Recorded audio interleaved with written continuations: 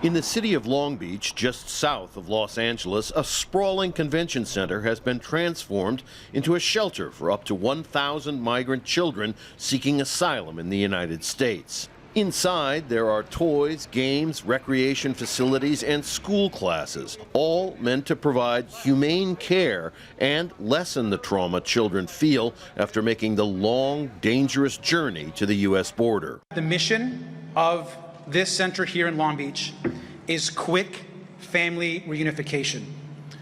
The reunifications should be done as fast as possible, and we also know that the space that we are in is temporary. It is incredibly important that in this moment, we treat every single child with compassion, with kindness, and with love. The Biden administration has been under intense political pressure to deal effectively with the large numbers of unaccompanied children, mostly from Central America, crossing the border.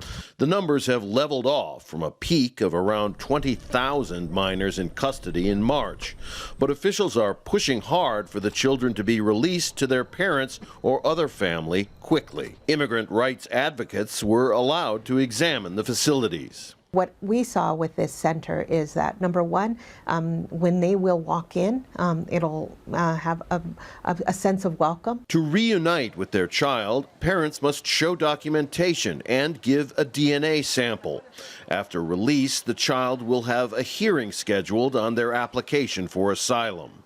Most of those parents are also undocumented, but the Biden administration pledges it will not target them for deportation if they come forward to claim their children.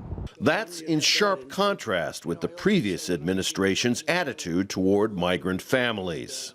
During the Trump administration, the policy of that administration was if parents came forward and they were undocumented, maybe a week or 2 weeks later, immigration authorities would be at their doorstep.